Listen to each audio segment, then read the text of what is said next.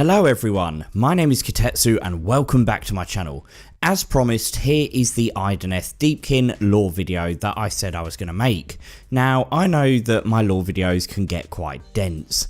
This script ended up being quite long, so to make it a bit more digestible, I've decided to literally chop it in half, so this video is going to release in 2 parts, and hopefully that just makes it a little bit more enjoyable to watch. It also means I can edit them quicker and hopefully upload each part faster, because it actually takes a very long time to make these lore videos, like you'd be surprised. But this is certainly a first for my channel. I can't actually believe that I'm doing a lore video on a faction before the pre-orders have even gone live yet. That seems absolutely crazy. But this month's White Dwarf Magazine had a colossal article all about the, I think it was called The Ultimate Guide to the Idoneth Deepkin or something like that. And it was so full of lore that there is just easily enough for me to talk about here.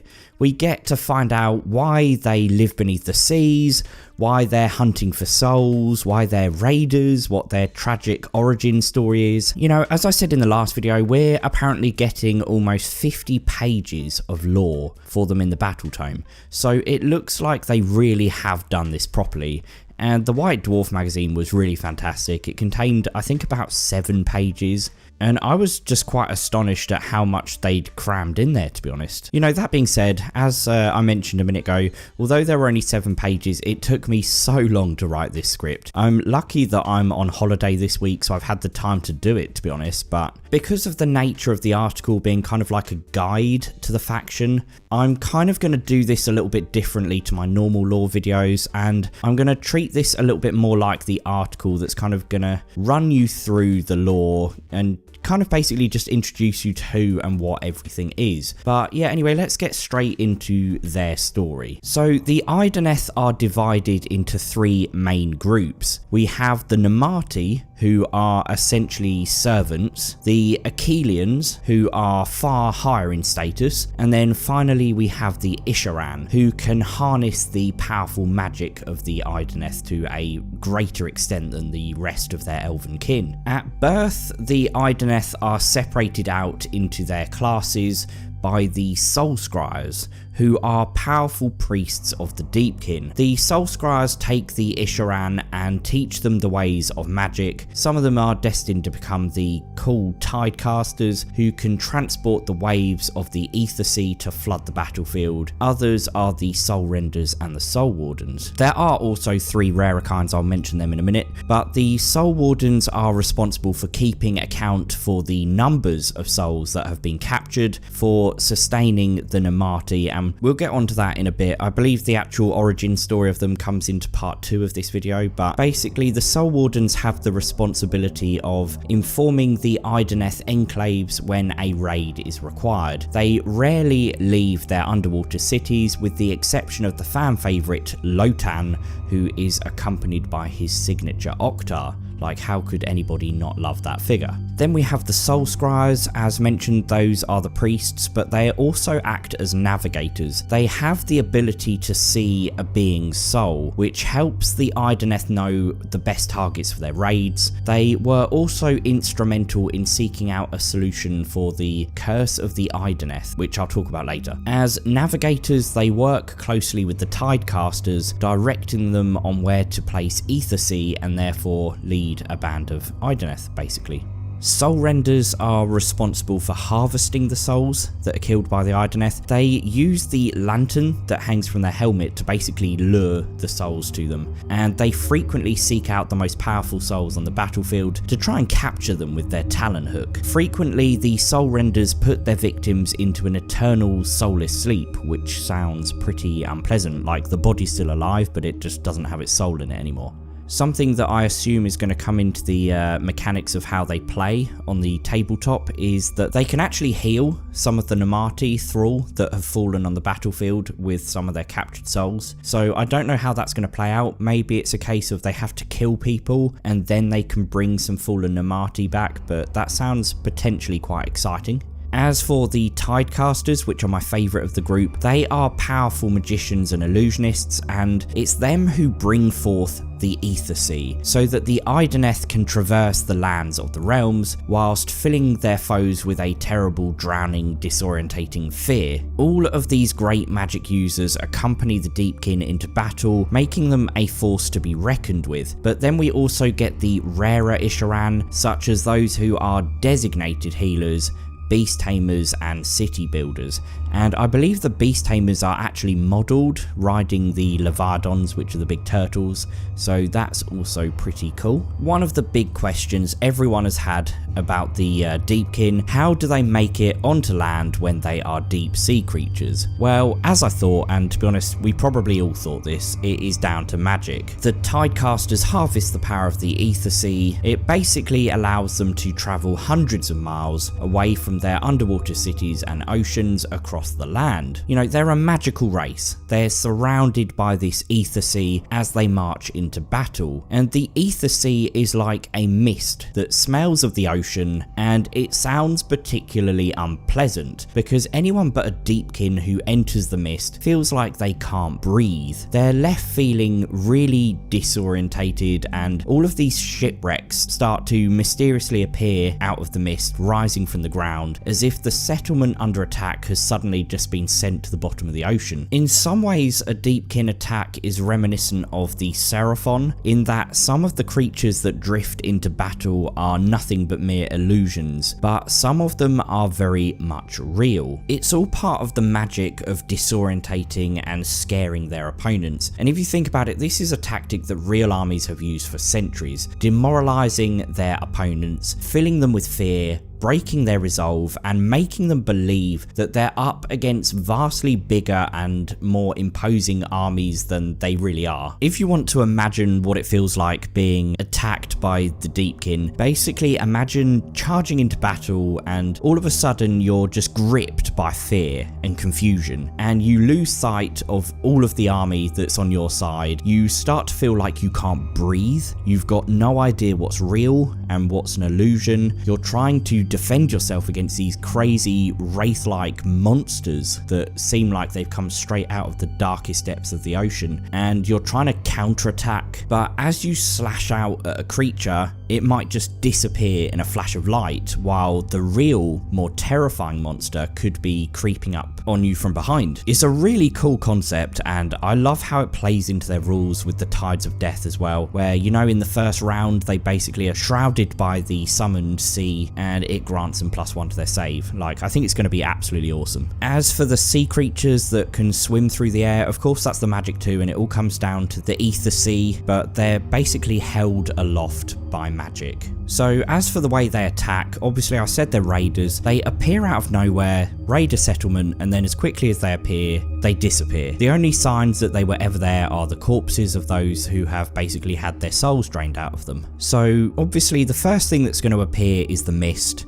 with the spectral shipwrecks appearing, followed by the fear and panic and the difficulty to breathe, and then come the Deepkin. First to attack are the Namarti Thrall, and these are the terrifying foot soldiers of the Deepkin who are eyeless and pale skinned, yet they can still see keenly thanks to their supernatural gaze. As I said in the last video, these are actually some of my favourite models in the army. I absolutely love them, but they are the most numerous of all of the Deepkin. They don't actually live as long as their kin for reasons that will become apparent very shortly, but they are lucky to live to the age of 40, and most of them live until they're around 30. The Namarti probably have some of the best lore in the army because they have a really tough life from the moment they're born to the moment they die. They are actually born blind, so they never actually had eyes in the first place. They've never truly seen the world around them. They just have this thin layer of skin that covers their empty eye sockets. So how do they quote unquote see without having any eyes? You know, they even have archers, but the answer here lies with the Etherseas. It appears that the Namarti can sense the movements of things within the Ethersea, and this allows them to have a complete awareness of their surroundings and foes foes during battle. Then they have these collars around their necks and a rune branded onto their foreheads to mark them out as half souls. The Namarti are basically used as slaves by the Deepkin,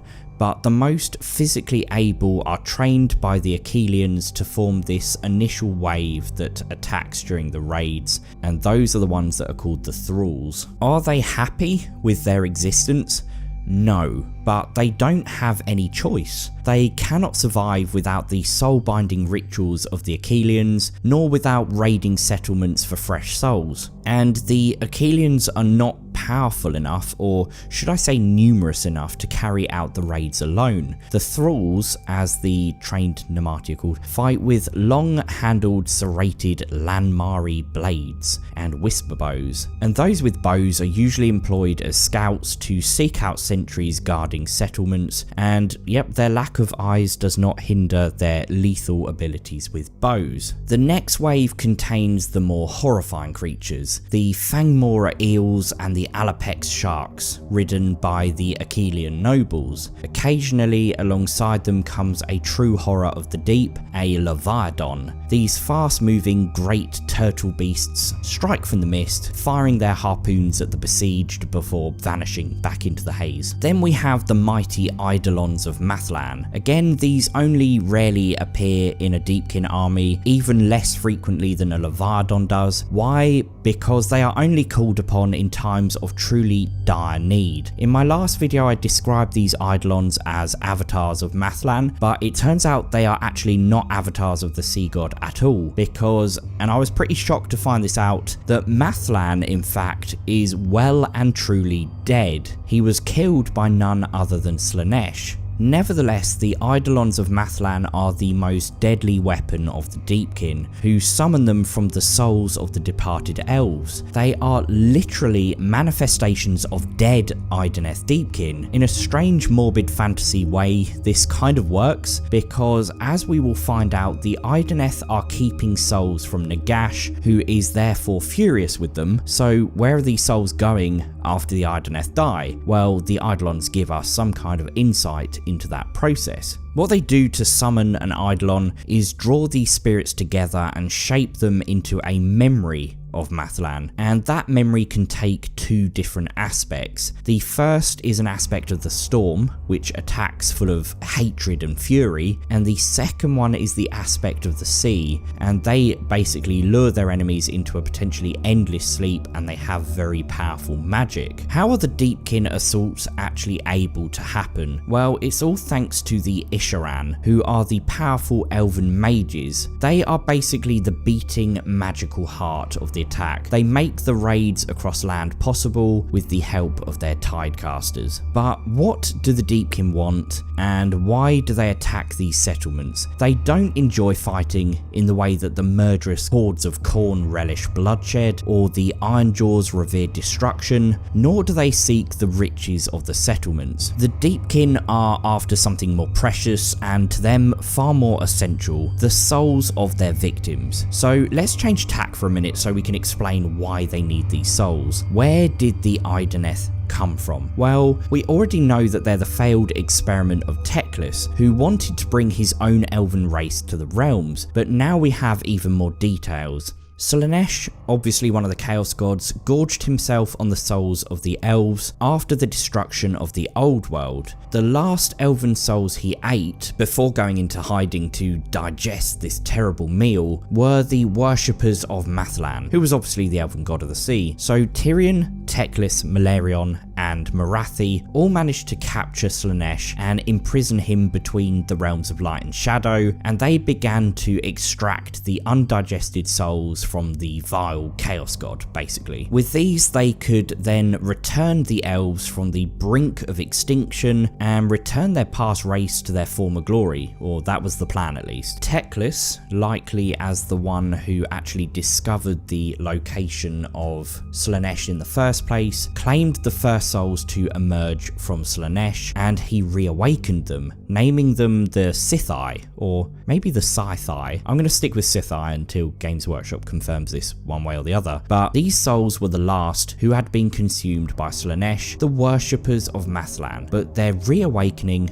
was destined for tragedy. Okay, so part 1 I'm going to leave there. It seems like a pretty convenient stopping point, and it is exactly halfway through the script that I've written. So in the next video we're going to find out about the plans that Teclis had for the Sithai and their inherent problem and I guess the curse of the Idoneth Deepkin. We're also going to find out a little bit about the underwater cities that they've built. We'll find out about the enclaves, a little bit more about the Akhelians and who they are. The kings and queens, we've got another character actually as well, which is really cool. And then we will finish things up by looking at what the other races think about the Deepkin. But yeah, hopefully you enjoyed this video, and because I've already written the second part, it shouldn't take too long at all to get the other part uploaded as well. Obviously it takes a long time to edit and create these videos, so be patient, hopefully it'll be up soon. But yeah, as I said, hopefully you enjoyed it, and don't forget to hit the like button if you did. Don't forget to hit the subscribe button if you are new. You can support me on Patreon, the link is in the description, and I will see you guys really shortly.